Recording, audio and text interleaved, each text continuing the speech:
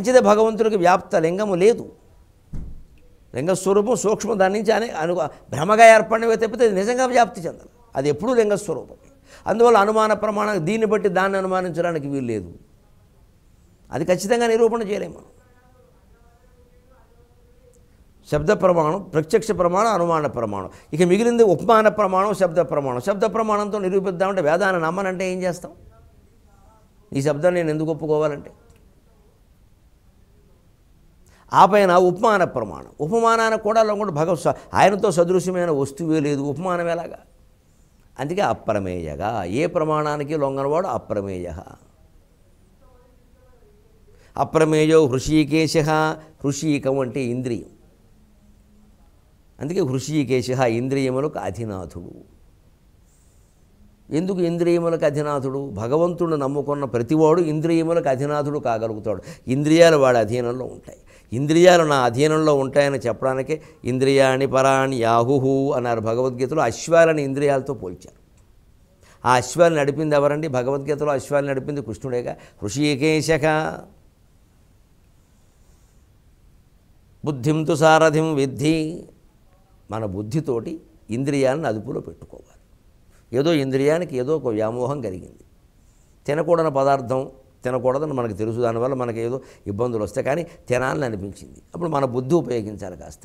అది మంచిది కాదు, మనకు అనారోగ్యం, ఏదో ఇంత మొక్క తినడం, మళ్ళీ ఓ బెళ్ళ వేసుకోవడం ఏం కర్మ ఇది? అక్కడి నుంచి ఓ 2 రోజులు దానివల్ల వచ్చింది తిన్నాను అనుకోవడం. ఈ కాస్త వాంఛ అదుపులో పెట్టుకుంటే పోలా అని కాస్త మనం భగవంతుని స్మరించుకుంటూ ఆ వైరాగ్య భావం పొందగలిగితే హాయిగా ఉంటాం.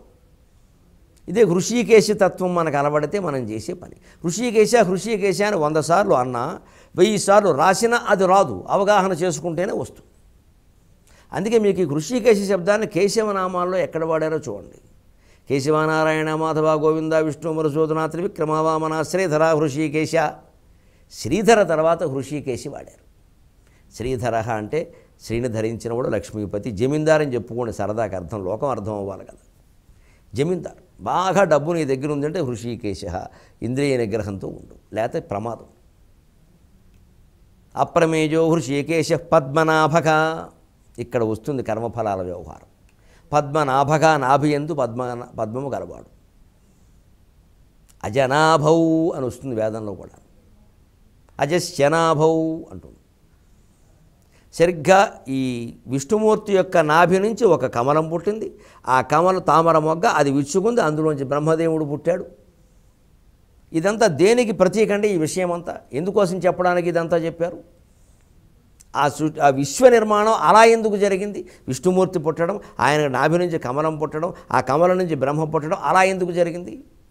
మానవ సృష్టి ఎలా జరుగుతోందండి? సరిగ్గా నాభి నుంచి కాదండి, ఇక్కడ నాభినాళం కాదండి, బొడ్డుతాడు. దాన్ని కోయకపోతే ఇప్పటికీ శిశువు తల్లి కడుపు నుంచి వేలాడుతూ ఉండాల్సిందే కదా. ఆ బొడ్డుతాడు నుంచి సరిగ్గా శిశువు రూపొందినప్పుడు ఆ మొదటి నుంచి ఆ దశని నిర్మాణాలన్నీ గమనించి ఫోటోలు తీస్తే తీసినవి చాలా ఉన్నాయి, తెలిసిపోతుంది.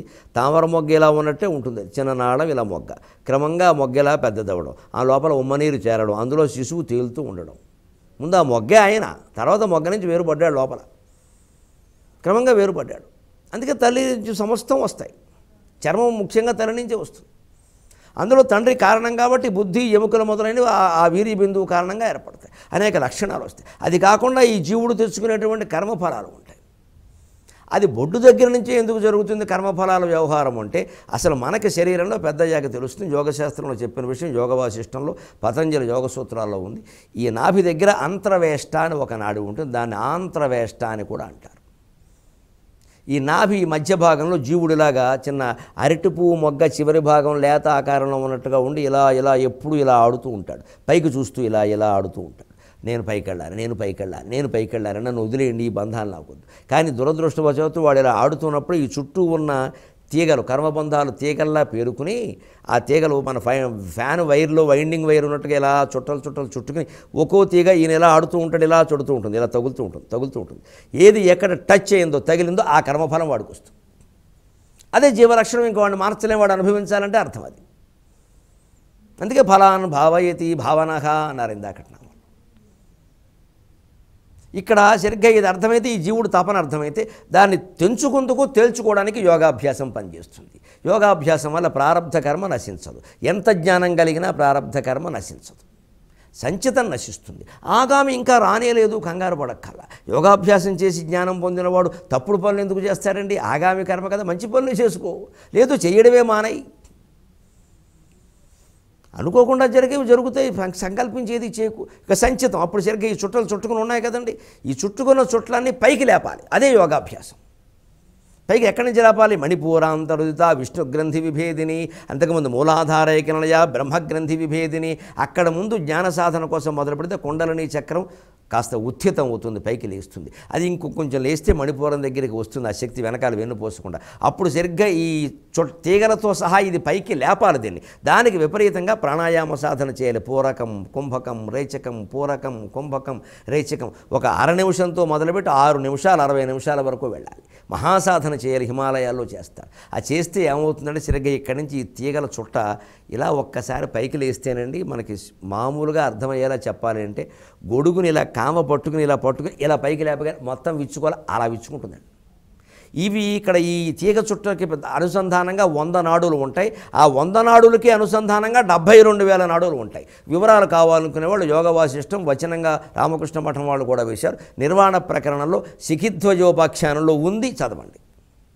నిర్వాణ ప్రకరణంలో చూడాలా శిఖిధ్వజోపాఖ్యానం అని ఉంటుంది, అందులో ఇదంతా ఉంటుంది. ఇలా గొడుగు ఊసలు పైకి లేస్తే గొడుగు అంతా లేచినట్టుగా లేస్తుంది, సరిగ్గా అప్పుడు గాలిలోకి తేలుతుంది శరీరం. యోగ సాధన, వాడి కర్మబంధాలు ఉండవు, ఇక పైకి లేచి వాడికి అర్థమైపోయింది నేను ఈ శరీరం కాదని. ఇదే పద్మనాభక. సరిగ్గా బొడ్డు నుంచే సృష్టి ఎందుకు జరుగుతుంది శిశువుదే అంటే, ఈ కర్మఫలాలు అనుభవిస్తూ ఇంతకాలం ఈ బొడ్డు భాగంలోనే ఉన్నాడు కాబట్టి వీడు మళ్ళీ చేరడం కూడా తల్లి బొడ్డులోనే చేరతాడు. అందుకే వీడు బొడ్డు బొక్క, వీడు బొడ్డు బొక్క అని ఓ తిట్టుబోధం వచ్చింది. ఆ బొడ్డు పొక్కిందంటే మళ్ళీ జన్మ వచ్చిందని అర్థం. బొడ్డు పొక్కడం అంటే గర్భం రావడం, పొట్ట పెరగడం. బొడ్డు పొక్కడం అంటే అర్థం నీ బొడ్డు బొక్క అని ఒక తిట్టు అయింది, తిట్టో ఏదో ఒకటి అయింది అంటే నీకు మళ్ళీ జన్మ వస్తుంది. జన్మ రావడం కష్టాలేగా, అందుకే తిట్టుబోధం అయింది. ఇది పద్మనాభ విశేషం. అందుకే ఈ జీవసృష్టి ఎలా జరుగుతుందో విశ్వసృష్టి అలాగే జరిగింది. ఇక్కడ తల్లి మనకి, అక్కడ మొత్తానికి తల్లి శ్రీ మహావిష్ణువు. అభ్యంతరం ఏముంది ఇందులో?